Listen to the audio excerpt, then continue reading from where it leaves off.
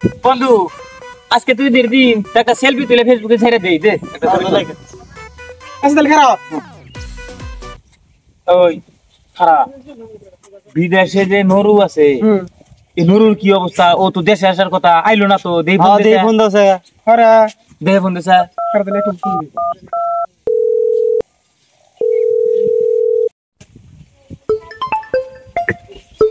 আরে বন্ধু দেশে থেকে ফোন দিছে।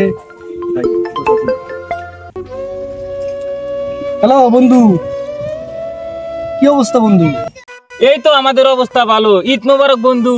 বন্ধু তোর না দেশে আসার কথা ছিল, আইলি কো? বন্ধু দেশে যাওয়ার কথা ছিল, কেমনে যাই, একটু পরিস্থিতির কারণে যাইতে পারি নাই। আর নিজের অবস্থাও বেশি ভালো না, দেশে গেলে টাকা পয়সা খরচ, আবার তো প্রবাসে আসাই লাগবে, যার কারণে যাই নাই বন্ধু। কিরে বন্ধু 5 বছর ধরে বিদেশ গেছাস আর আসার খবর নাই, একটু আইসা পরিবারের লগে আনন্দ করতি।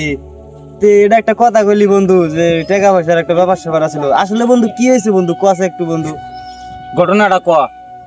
আর বন্ধু তোদের কেমনে বুঝাই, ঠিক আছে শোন, আমি 5 বছর প্রবাসী ইনকাম করার পর 5 বছরের সব টাকাই পরিবারে পাঠাই দিছি, ঠিক আছে? তো পরিবারে টাকা আছে, আমি কিছু বিমান খরচের জন্য বা বন্ধু বান্ধবের জন্য, পরিবারের জন্য কিছু মার্কেট শপিং করার জন্য রাখছিলাম, ঠিক আছে? তো ঈদ বাড়িতে যাবো, ঈদের 15 দিন আগে হঠাৎ আমার কাছে ফোন আসলো। আসার পরে বললো যে টাকা তো বাড়িতে আছে 5 লাখ, বা গরু এইটা ওইটা বেচা কেনা কইরা অনেক টাকাই আছে, 5-7 লাখ আছে, তো ওইটা দিয়ে নাকি তারা জমি কিনবে।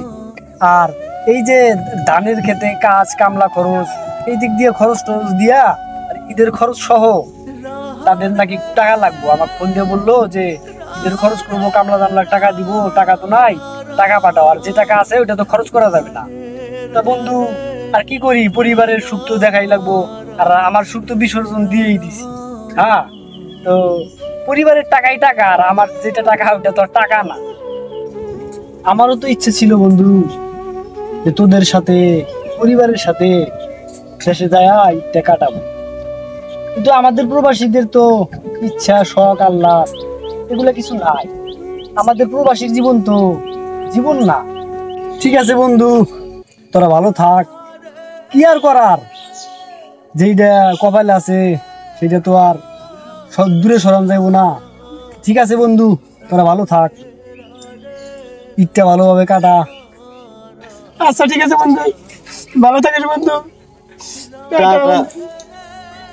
প্রবাসী